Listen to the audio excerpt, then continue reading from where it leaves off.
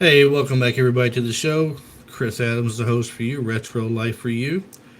We are going to be talking a little variety of things this week. Actually, I know just a couple of weeks ago I had my friend John on and we talked some Star Wars, but we are going to revisit some Star Wars today, along with I'd say quite a few other things. Probably, I have a special guest with us this week, and I think you guys are going to like it. Very interesting guy, and he goes by the name of Mark Anthony Austin. Mark, thank you so much for coming on with us and talking everything we're going to be talking today, man. I really appreciate it. It was great of you to come on. Oh, thank you for inviting me. The more I talk about these things, the more I enjoy just kind of sharing the knowledge and some of the kind of highlights I've had along the way. So I'm really glad to be here. Yeah, now there's some people who may not know this. I just learned this the other day, and I always thought of myself as being somebody who was not a Star Wars expert by any means, but I love Star Wars, and I thought that I knew most everything of watching it growing up as far as the immediate stuff. But I learned the other day that when they re-released, I believe in 1994, right in the theaters, was it 97. 97? Yeah. Okay, 97 then. They had, what, Seth, I want to say they remastered and added extra clips in. Okay. So you were there working, I believe, with Industrial Light and Magic at the moment, and you were doing some of the work in the background with the puppets and such that they were using for during some of the scenes, and you got the opportunity to do something that probably most of the Star Wars fan universe would kill to do. You get to play Boba Fett. Yeah, I did. But the two things, me being part of the animation for the movie and being Boba Fett, are two completely different things that happen 6 months apart. Oh, really? Yes, yeah. That Everyone, is, everyone kind of mixes it in, like, oh, they just threw because I was working on the movie. They threw me into the suit, but no, yeah. that's not what happened. I was working. I was actually the lead animator for Casper. Was working on the Mhm. Casper movie, Okay. and uh, I had to get the day off of Casper. I had to ask production if I could have the day off so that I could go and do this blue screen shoot for the two shots. The morning was the opening shot, the walk on.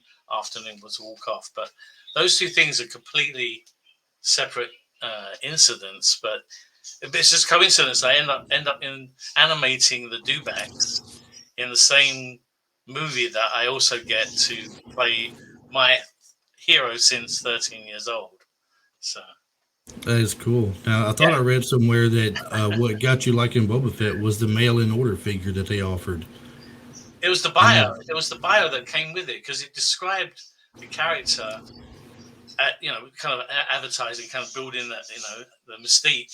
Described mhm. him as basically described him as I already loved spaghetti westerns. I already loved Clint Eastwood. Absolutely loved. He didn't have to say anything, and he said so much with the glance. Right. So there was this guy. It looked like they'd gone to Clint Eastwood with the poncho and everything, bounty hunter, stuck him with Star Wars and made like the ultimate character just for me. So yeah, it was the bio that I kind of I kind of registered with it because I was very much a loner, being an artist. I was very much on my own, doing my own thing, not antisocial, just but in my own world. Right. And he was this guy, the loner. And I don't know, as a kid, I just identified with this guy. I wanted to be this guy, since 13 years old. So that's the weirdest thing that I end up becoming the character I, as a child, wanted to become. I find that very awesome. I mean, I would just if it had been me in that same situation and it became offered to me, I just would not know what to say. I mean, I know what to say, but I don't think I would be able to get the words out No, because no, I'd be in such awe and such shock that they're going yeah, to let me put that suit on and play a part in it. And these days, nowadays with the 3D printers that are out there, yeah, people are out there making their own versions of suits and everything. You can be they're making Boba Fett suits, they're making Mandalorian suits, they're making Iron Man suits. They're doing everything these days, and everybody gets kind of the feeling, but it's still not quite the same, really. I don't think as it is because not only are you in the movie, I mean, for that part, but I mean, it's the fact you feel like you're wearing the actual, it's yeah, the actual Boba Fett armor, yeah. not Well, of. Not a Yes. quick printout that Joe Blow down the road made and painted for you and everything. No, You it get had the actual Jeremy suit on. Bullock's sweat in it. You know, it had Dickie Beer's sweat in the cotton. It was like you almost wanted to kind of like when you sort of have a hero as a kid, you just want to be identified with them in any which way. So now you can make like Twitter accounts or whatever and put Boba Fett from California or whatever. Make your Right. own. But it gives you a kind of a connection to that character. So this was like the ultimate connection, was like to actually be wearing the suit that was in the movies that that was the movie that obliterated all other movies. Empire Strikes Back was the movie for me out of all of them. And I think it could never be, for me, it could never be replicated. And it's then because of you had to be there at the time when all you had was a backdrop of Star Wars, and all you knew was you're going into another one. And so it was such a ride for those people that went to the theater with having that Star Wars build up and just taking on this ride, which was Empire. And it was you got through to the end and you were tired. It's like you've been like slapped about the face. You've been in all these scenes where they kind of build up your heart rate. It was something that could never be replicated ever again. Even with Jedi, like Right. And that's why I think it resonates with so many of us. That one particular episode 5 resonates with most people at ESB because of the punch it had. But now, as a fan, when it came to the original 4, 5, and 6 that were out there, did you have? You mentioned Empire was the one. A lot of people I've talked to, they loved A New Hope. They love Empire Strikes Back.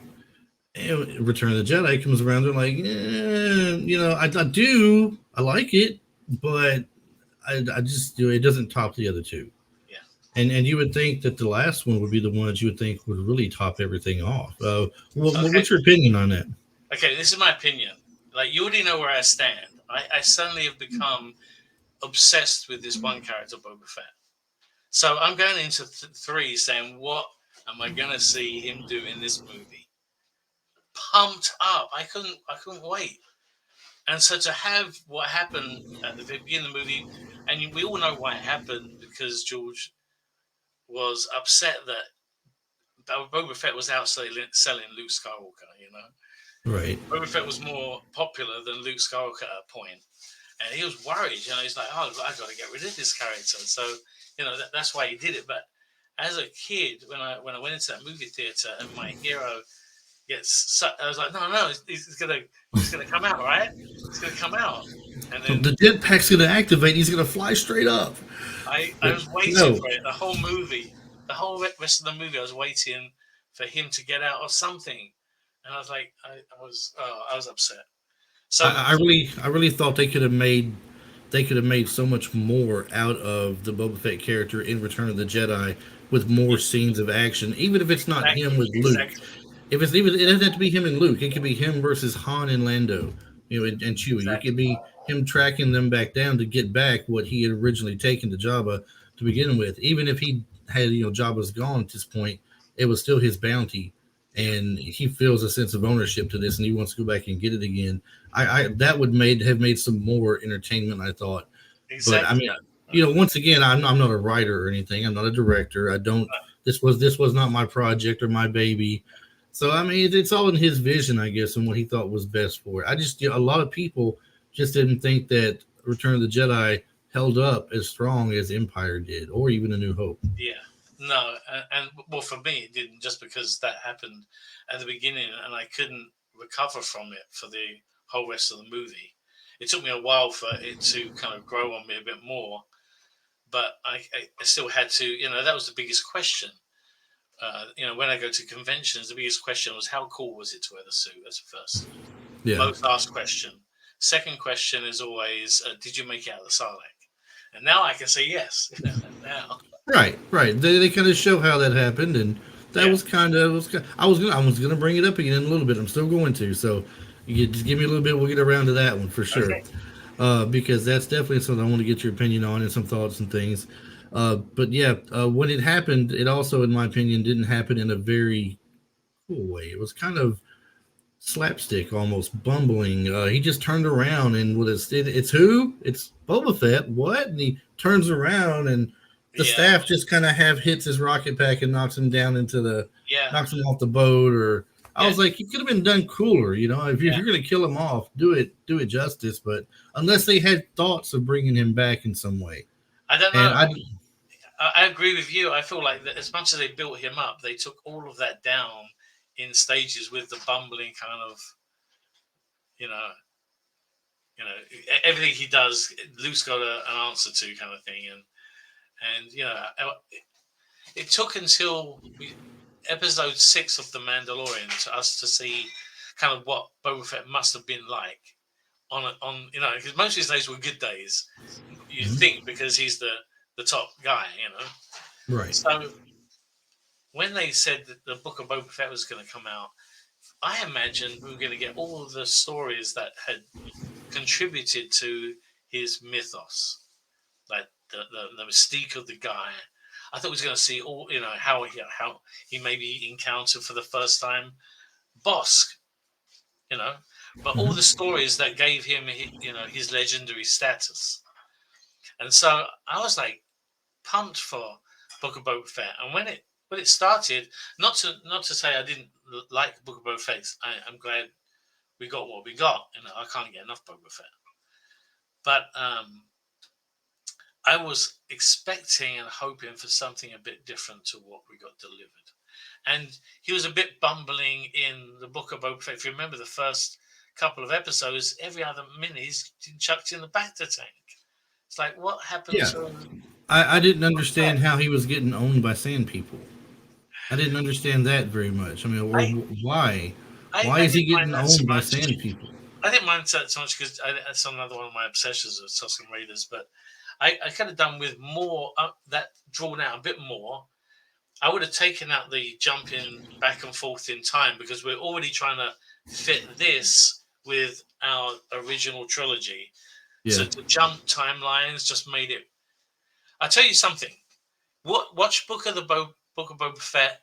Binge watch it. It's completely different to watching it with a week in between or any kind of gap in between. If you watch it, like I watched it again when I got COVID because that's binge watch heaven when you've got COVID, Right. you're isolated, nothing else to do. But binge watch Book of Boba Fett. It's half. You'll forgive it half of the things that kind of bugged you about it. Splitting it into weekly episodes and chunks, and the same with the Obi-Wan Kenobi series. If you watch it as one thing, much more forgiving if you watch it all the way Right. through as one thing. I have loved both of those so far. Everything they have put out and brought back to Disney so far, I've really been into. Me too. Me too. I like the fact they're bringing Andor out. That's going to be cool. That gives you more of a feel of what he was like before Rogue One. I loved Rogue One Hmm. when they came out with that because a lot of people were like, "Well, why do I want to watch that?" Like my buddy said, "Why do I want to see that? They ain't got no Jedi's in it. Why am I going to watch that for?" And he was like, but he gave it a shot and he was glad he did. It was great. I mean, you don't have to have Jedi in the movie to make a good Star Wars bit, you No, know? You really don't. we were used to the saga of Luke Skywalker, so that Right. Jedi.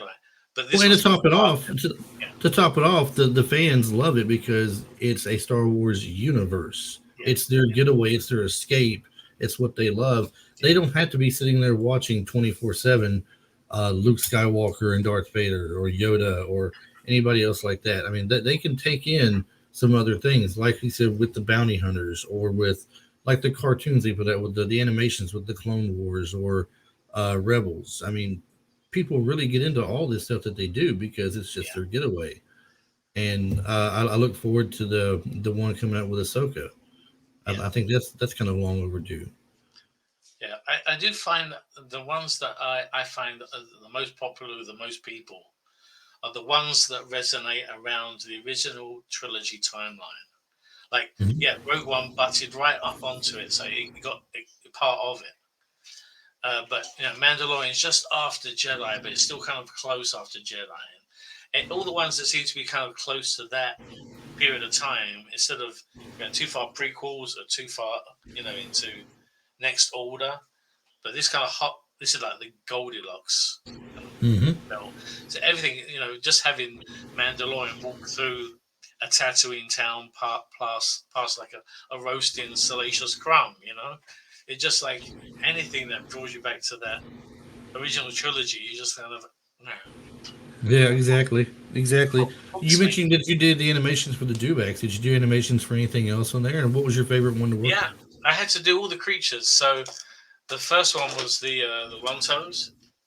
Yes. and I was there for the naming of the Ronto as well. George named it. He was like calling it the dinosaur creature for the longest time. But when you're in dailies and you hear the dinosaur creature over and over again, it gets a bit cumbersome. So Right. he said, the kind of, let's call it something. It's like a brontosaurus. Even though brontosaurus is not even a dinosaur, but it's a brontosaurus, kind of a bronto. We'll call it bronto. No, actually, we'll call it a ronto. Knock the B off. And I was like, wow, I wonder how these things got named, So I was there for the name of that one. But yeah, all the Rontos, Dewbacks, the fake stormtroopers, the ones climbing off the Dewback and jumping down, those kind of things. Scurriers, the speeder as it's coming into Mos Eisley, and all the guys on it that I had to do, that's all fake. Droids, ropes, all things like that. Jawas falling off of Rontos, which is another thing.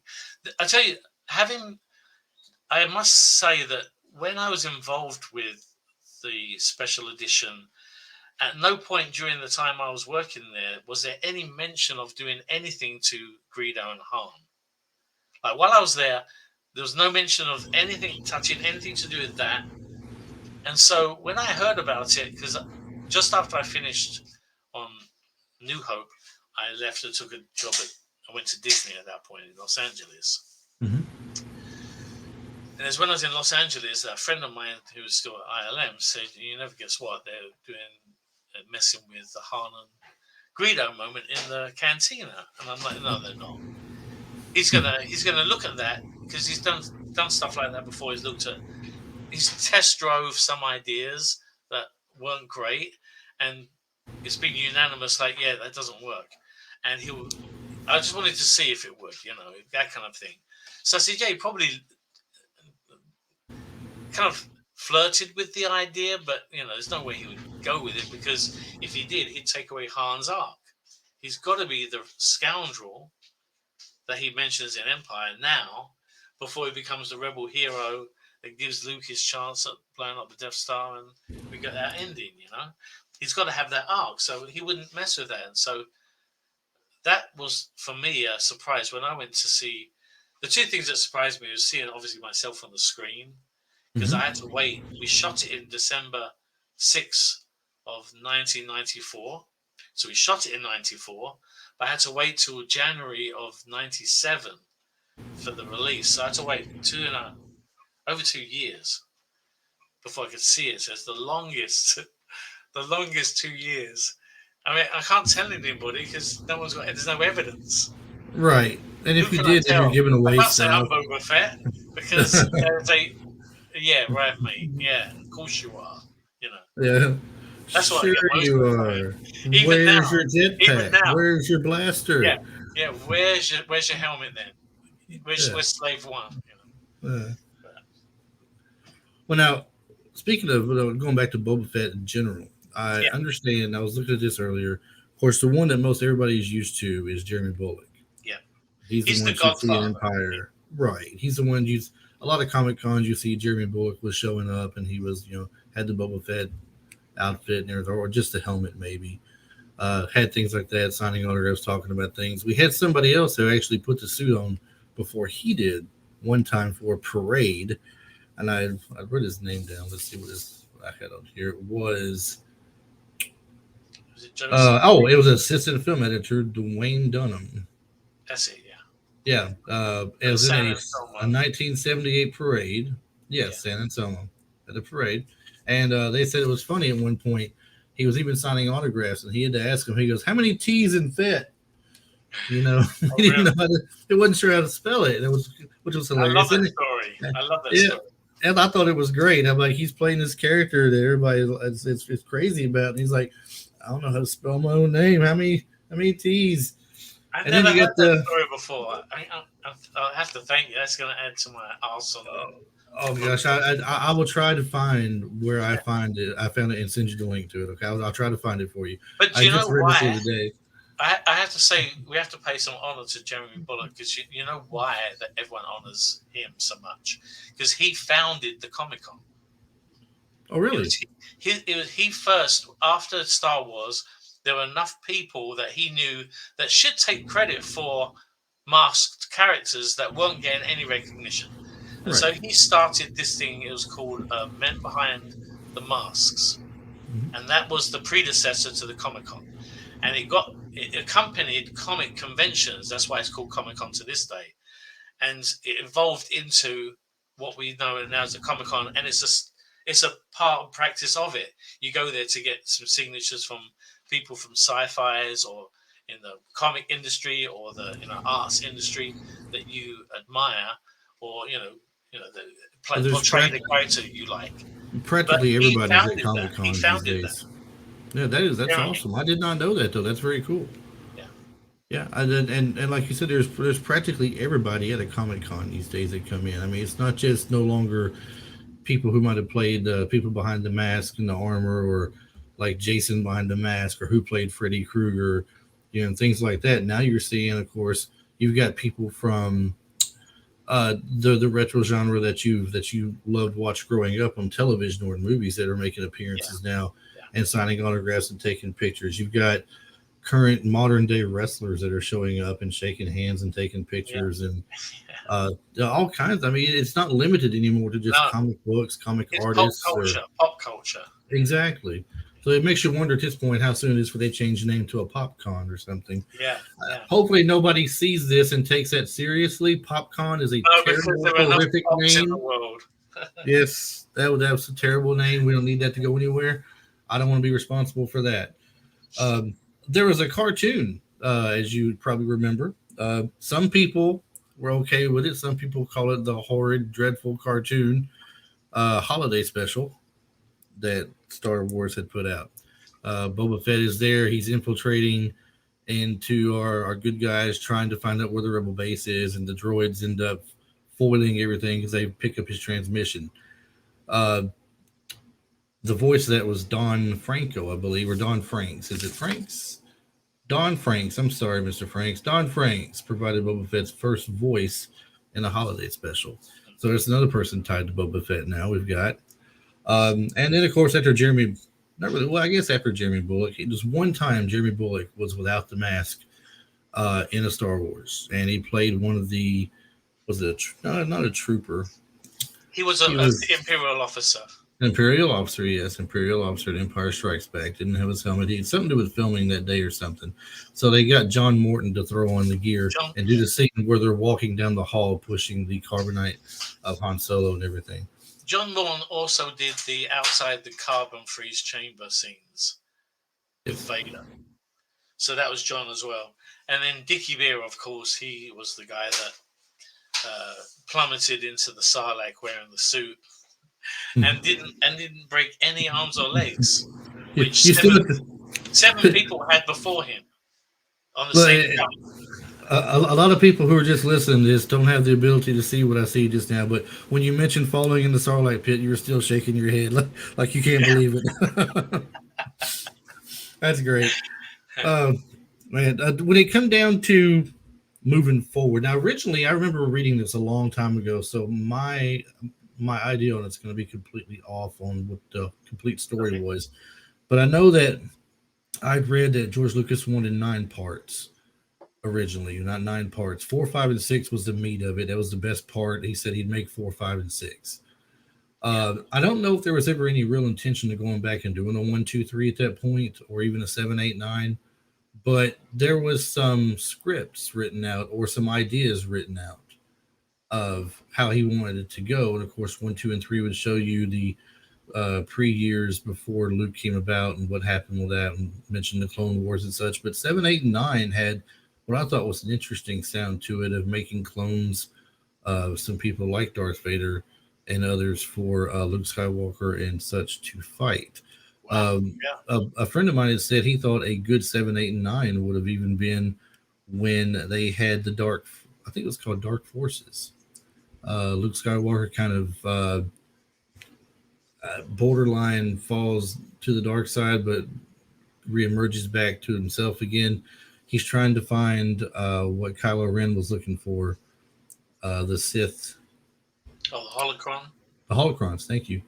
Yes, he was in search of those in the books or something, and it kind of caused him to almost cross over.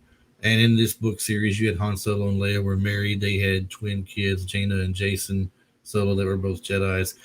We were talking about what might have made a better 7, 8, and 9. I mean, did you ever have an idea or what you would like to see in something like that? Or did you know they were had talked about a 7, 8, and 9 at one point? I knew that was the idea, but after Jedi, I really didn't think that I really didn't know what was going to be next. But I would have thought that because of the success, I didn't really understand people's. I didn't really understand back then as a kid how much it went into behind the scenes. Mm-hmm.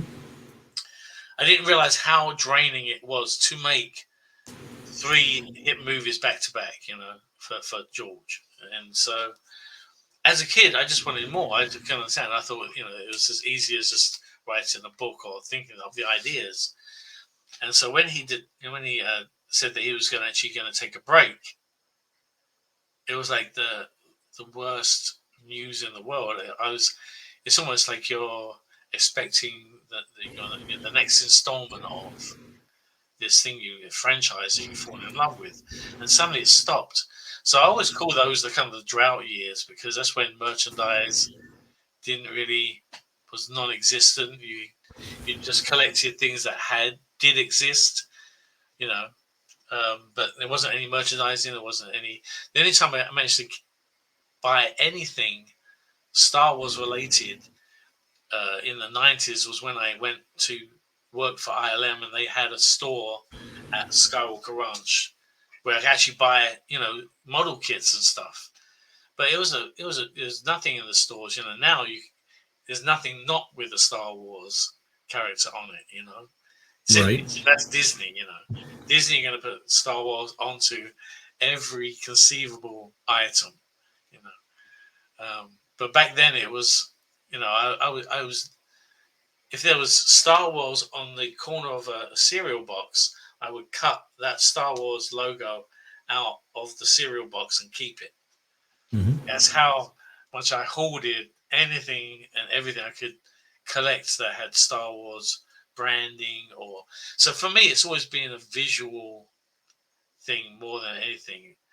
And so that's why, some people can say what they don't like about some of the Disney Plus TV series, but I think of like when I was 13 years old and things stopped, I would have given anything for these TV series that they're making now. It would be like a dream come true to have movie quality. It's basically movie quality TV.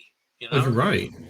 I mean, basically, that's what it is. We're spoiled now.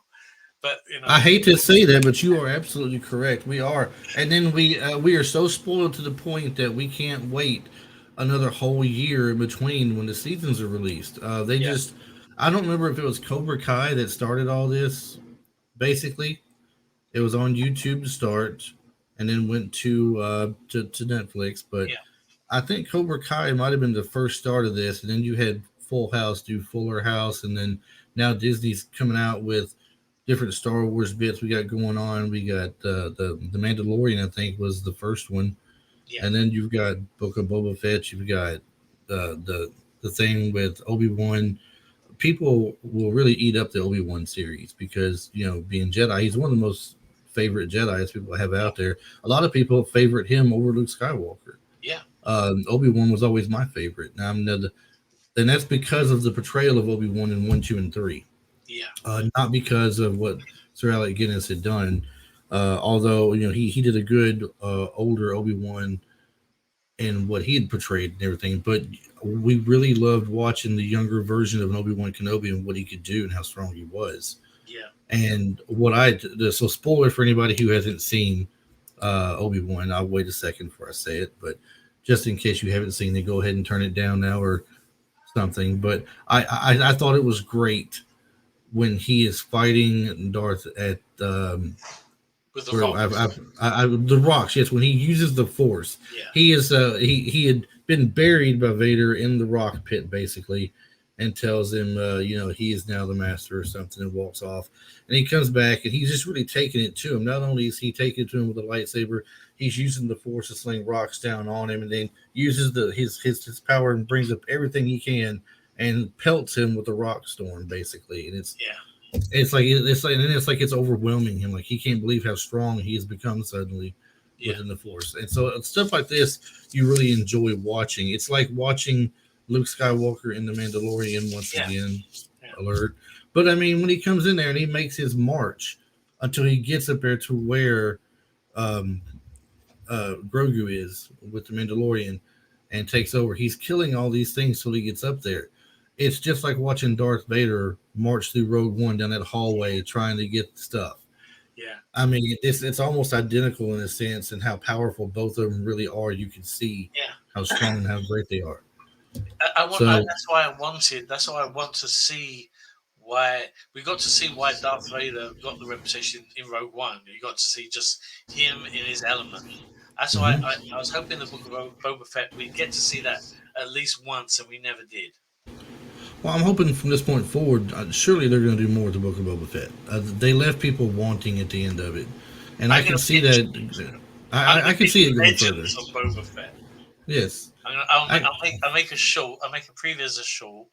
Pitch it to Disney. The Legends of Boba Fett. I think would be that's a good. Hey, it's really a great idea. I mean, the Adventures of Boba Fett, the Legends of Boba Fett, whatever you call it, you can get some things out there of him, even in his pre Book of, yeah, well, I say pre Return of the Jedi stuff.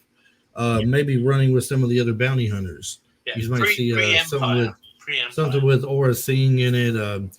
Oh my God, what is the cowboy looking bounty hunter that they Cad came out Bane. with? Cad Bane. When he came out in Mandalorian, I about lost it. I said that is too awesome. Yeah, I said that at that moment I was like, I'm complete with this series if it ends right now, yeah, because that I, was awesome. You yeah, brought Cad Bane into it. yeah, It was really great, and it's not like it was. There's a lot of people were speculating he could show up, but they're like, well, how would they make him look good? And I was like, do they do anything they want these days? They could make one of us on there and make us look good, make me or some of my friend, you make one of us look good on there. If they wanted yeah, to, yeah, and Lord knows I got a face for radio, so I mean, if they can make me look good on there, they can make Cad Bane look awesome. I mean, come on. But yeah, it was great. The thing with Boba Fett, though, an adventure series of that would be great. Now, the Book yeah, of Boba Fett going from here can still be good. I mean, they can still bring new things into it and make it very interesting, I think. This is definitely, I guess, it's all about the older Boba Fett. Um, and you know what I did not pick up on the whole time I watched it. You mentioned to go back and binge watch it, and I'll appreciate it more, and I'll see things when I was looking things up before we talked and everything, and I'm looking through different stuff. I'm looking at the Book of Boba Fett on there, and it struck me who's playing Boba Fett. I didn't stop and realize this is the guy that played Jango Fett. yeah. Had to be because the first clone was given to Django. So Yeah. that's why, because I'm really good friends with Daniel Logan, and he plays Boba Fett in Clone Wars, and he was for the longest time trying to make a bid online on social media that he should be, if they were going to unmask Boba Fett, that he should be the face. And I said, yeah, but Daniel, if you were, if your character Boba Fett was the son of, then yes, you could play that role. But he's a clone of, so he has to look identical to his father, like identical, like you couldn't tell them apart. Like, Right. so I said, as much as I wish I could, you know, vouch for you or cheer you on, it doesn't make any sense. It's like it doesn't work.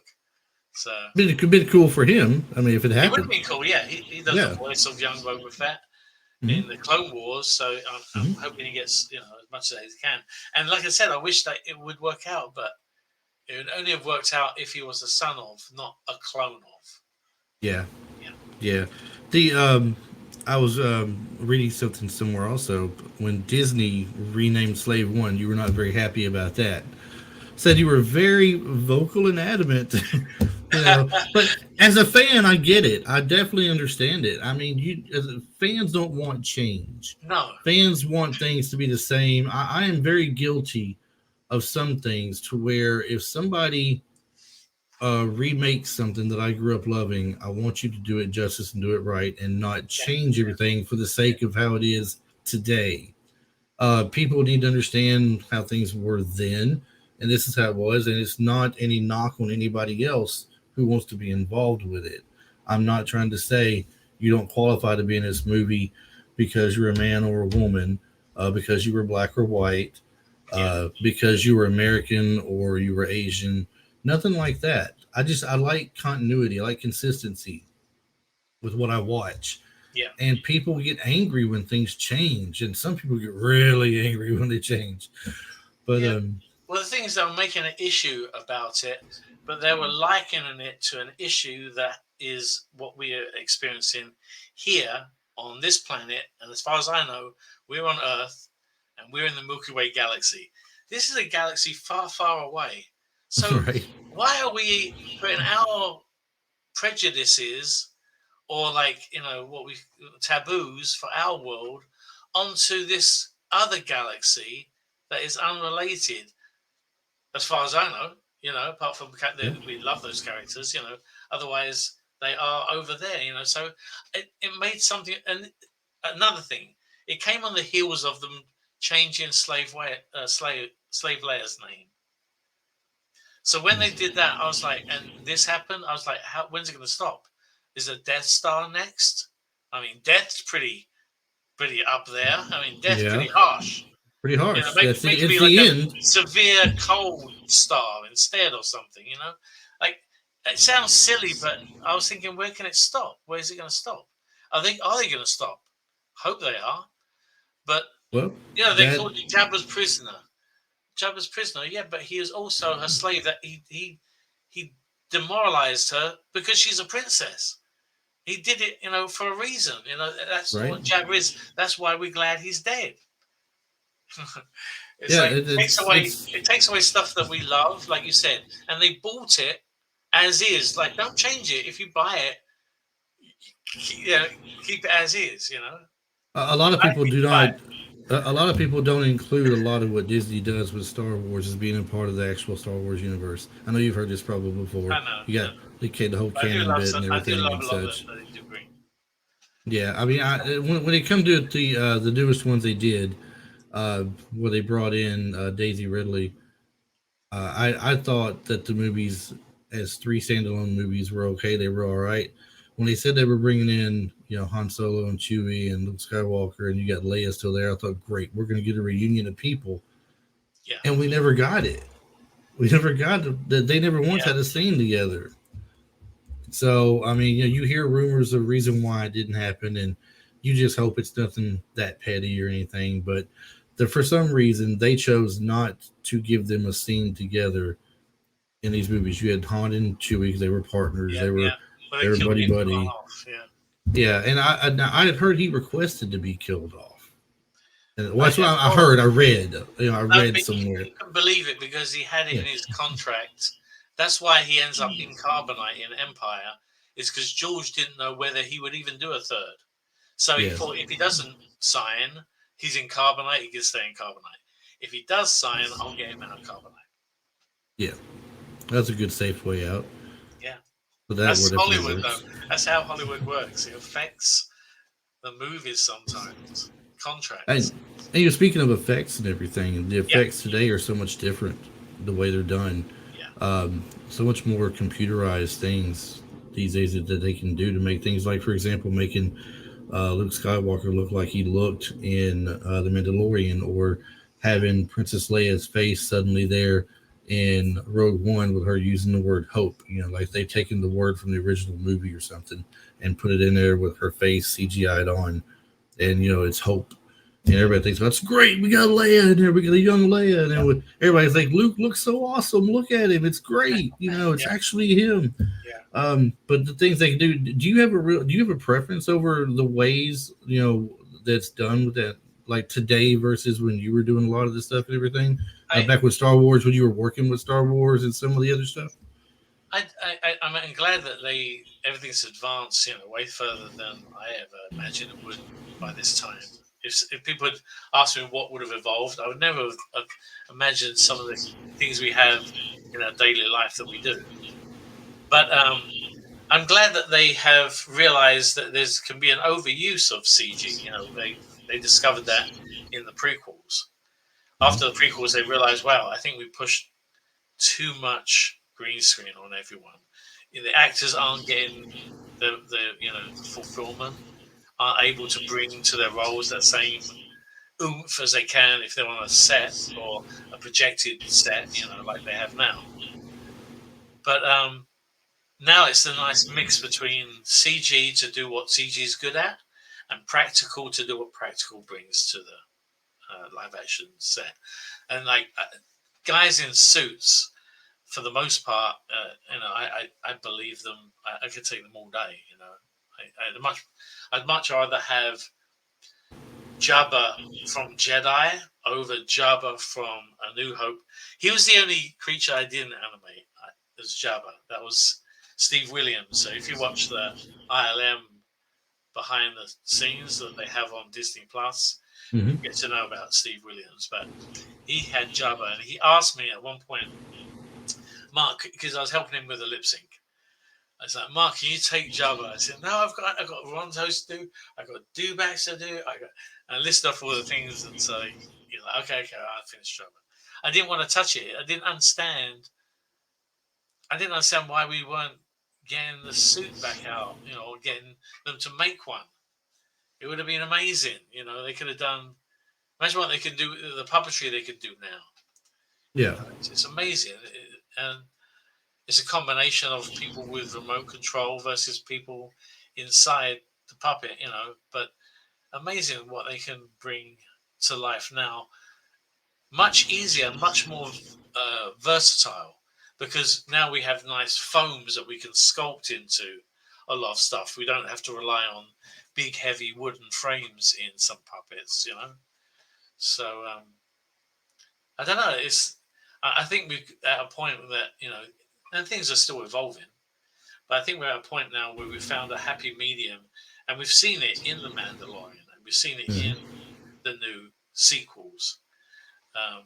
That's where you mix, practical effects with CG, and you get an amazing film that looks awesome. Right. They did Hey, push the CG too far for the prequels, in my opinion. now, mentioning too much CG in the prequels and everything, I mean, the prequels overall, what were your thoughts on those? It took me years to accept them, and I was there opening night for Phantom. I was lined up in Universal City Walk and ready to see it at midnight. They were going to let you in, and I really wanted it to be more than it gave me. So I thought, okay, I'm just going to see it again. So I went and saw it again. I ended up seeing it 5 times in about 2 weeks. And I was every time I saw it, I was hoping I would get over the hump of it being new and make it part of this treasure trove I already had. Um, and it took a long time for that to happen. Not much longer. I got to the point where I thought I'm just one of those jaded guys who's never gonna like anything that isn't the original 3 movies. And took Mandalorian season 1 to finally like, oh god, I'm glad I'm not that guy, because I love the Mandalorian. I love it. Like loved it from the episode 1. I loved how they showed Boba Fett in Mandalorian more than the way they showed him in Book of Boba Fett. Yeah. Yeah. That was the man. That was the Boba Fett I wanted to see for a whole series, and we never got that Boba Fett back. At the very, very end, very end, we got him back. Yeah. But I, They I just To me, the sequels, the prequels to me are kind of in reverse order from 4, 5, and 6. I liked 4 and 5 the best, and 6 was like, Yeah, for me, 2 and 3 were the better ones, and 1 was just kind of, well, I yeah, liked it. I did like it because it's Star Wars. I liked it because they bring in, a new bad guy in Darth Maul, awesome. They killed who, him off like Boba Fett. hey, at the end of the movie, I still remember the theater going completely nuts because none throughout the movie had he brought out both sides of the lightsaber, and he just had the one.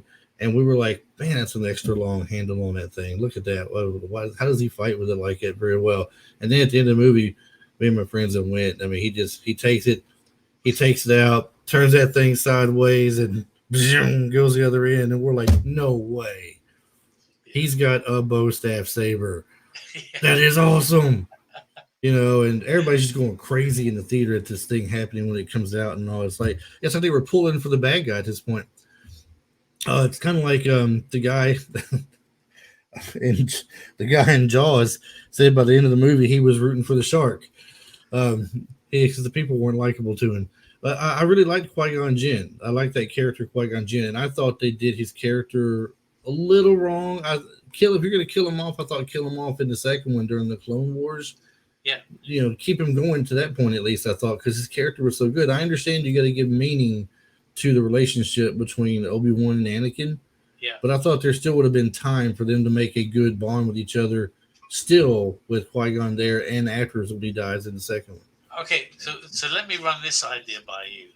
Mhm. Imagine there was a pre-Phantom Menace where you just got to have a whole movie of Obi-Wan with Qui-Gon establishing what a true dynamic relationship should be. Because then you would establish it in a whole movie. I would have loved to see two Jedi's doing what Jedi's do best for a Mhm. whole movie. Yeah. A whole movie. I could have done a whole movie just them two. Yeah. Then go into Phantom, and then you have that separation. Someone gets in the way. This kid gets in the way. Breaks up the dynamic. So I wish there was a movie before Phantom to establish kind of like just Jedi's. We never had a movie of Jedi's doing Jedi stuff and kicking ass. Really, they've always Yeah. got they've always got some problems. It was down to the last ones or whatever. You know, uh, Yeah. Yeah. And I I mean, could have done with that movie.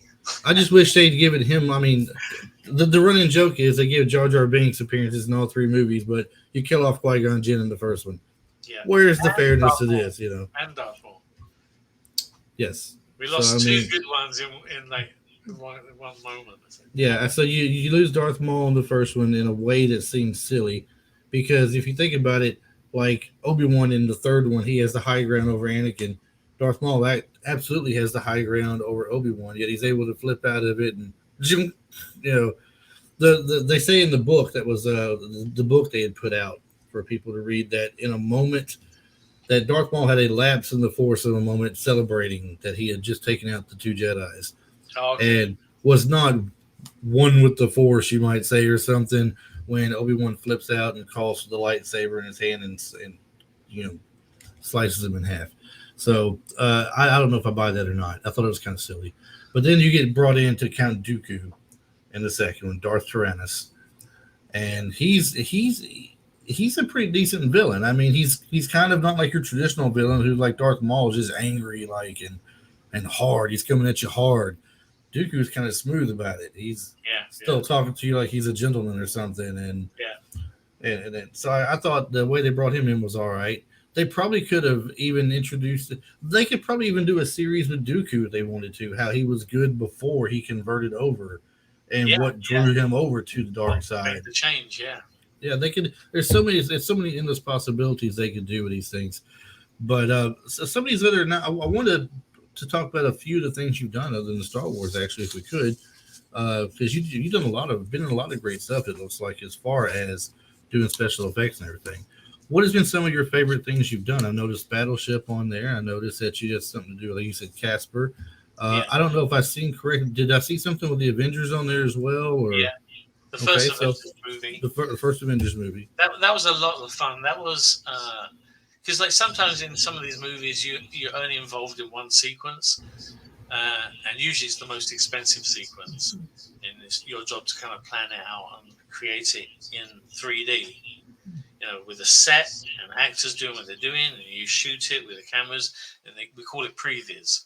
But we basically shoot the whole movie in this 3D set and run it by the director and see what he wants to do to change, maybe deviate from the storyboards, or if he wants to try out some experiments. But on Avengers, I got to work on basically all the anything that wasn't a dialogue. When they're on the helijet, the helicarrier, and they chat.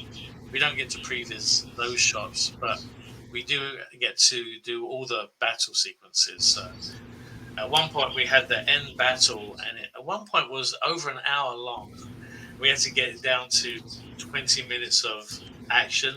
So the worst thing was having to cut cool moments for characters. Like Iron Man had this cool moment with all these like tunnels, and had to axe that just to get this whole battle down to something that we could make and show the director.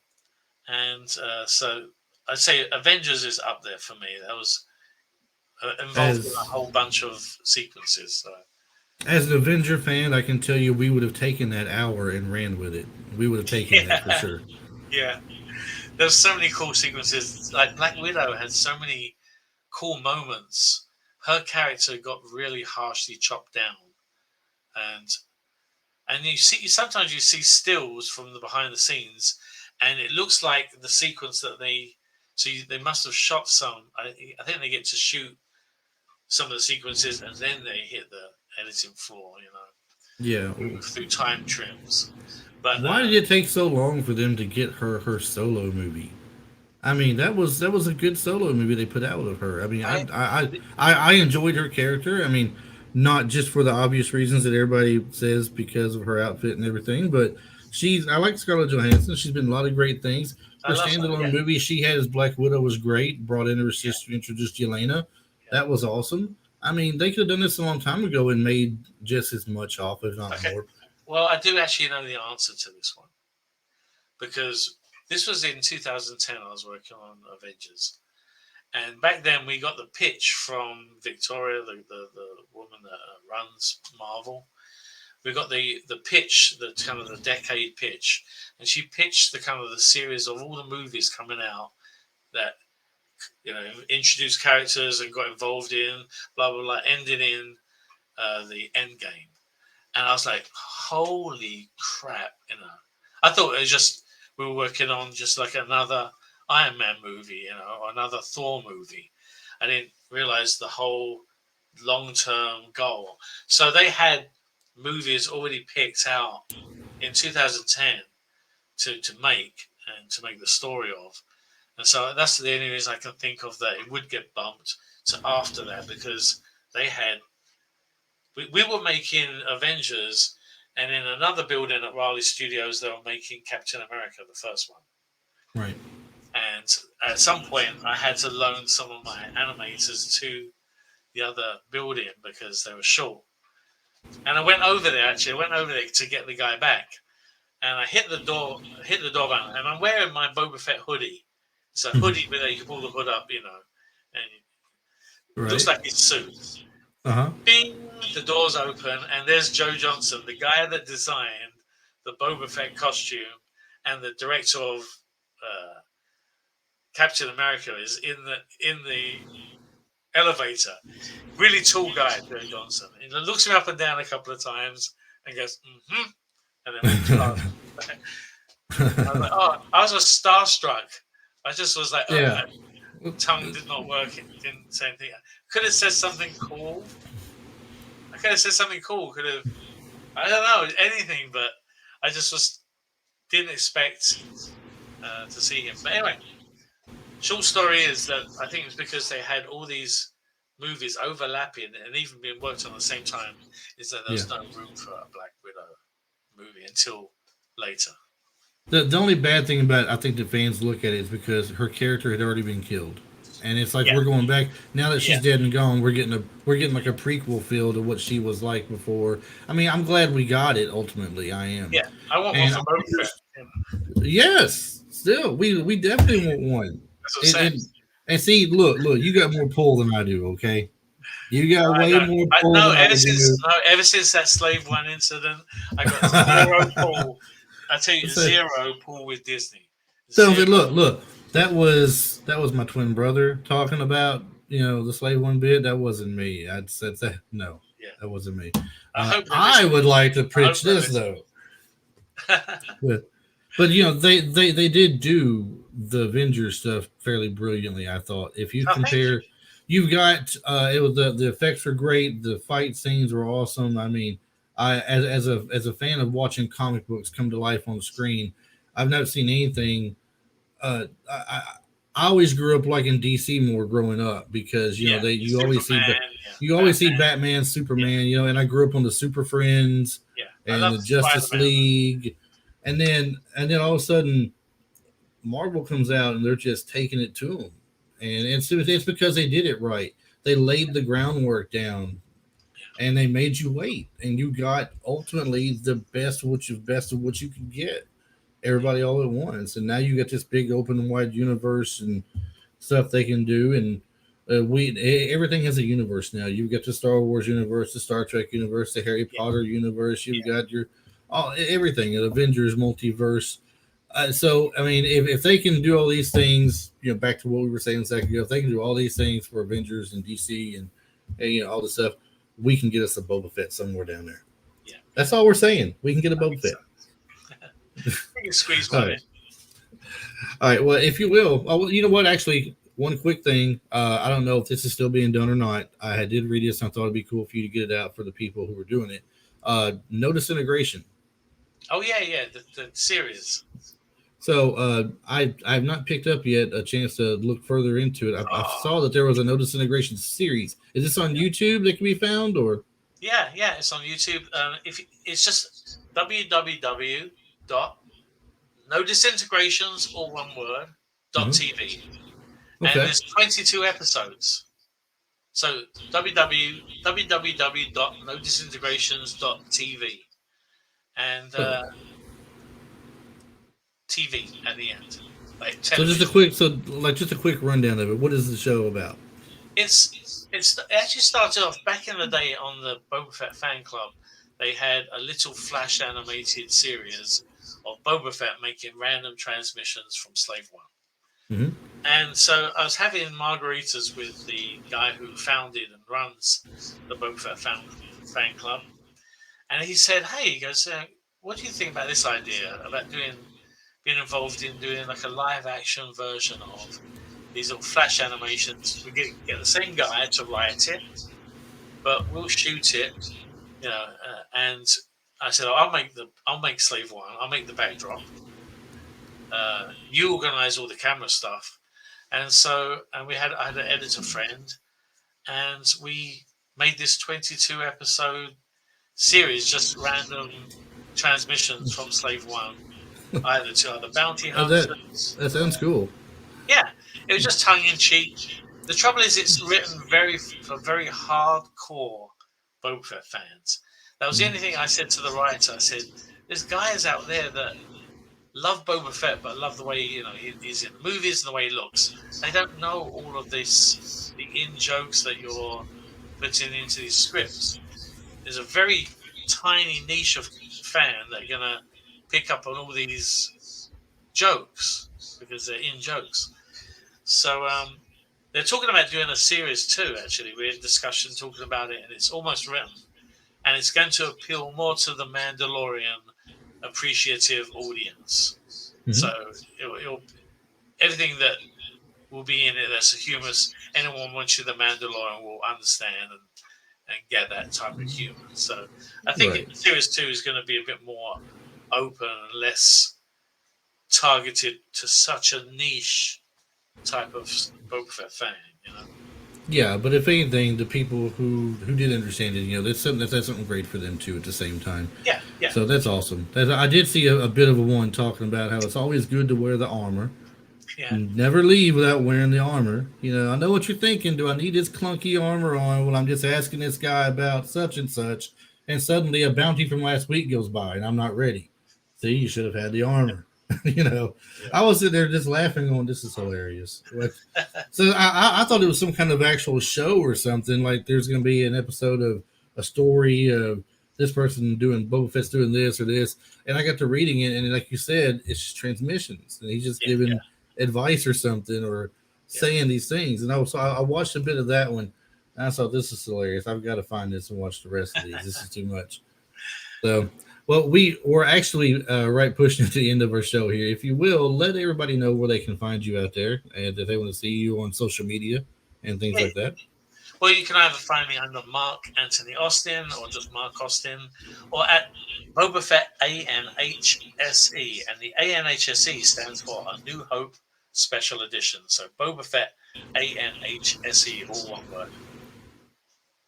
All right, awesome, and definitely give this guy a follow. Well worth it. And you guys know that if you want to find me out there as well, you can go to Instagram or Facebook at Retro Life for You. Best way to reach us out here is retrolife4you at gmail.com or on the Instagram page. That's what I follow the most. So if you have any ideas, suggestions, comments, anything like that, definitely be sure and send them in to me. Be happy to answer them. You know, anything like that.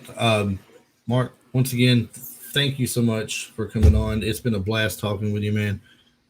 Keep up all the great work you're doing and everything, and we wish nothing but the best for you. Thank you, sir. All right, thank you. Everybody, with Mark Austin on here. Mark Anthony Austin, not to be confused with the other guy. Yeah, I forget who it is now already, but not to be confused with the other guy. So check him out. All right. Until next week, everybody, you have a good one.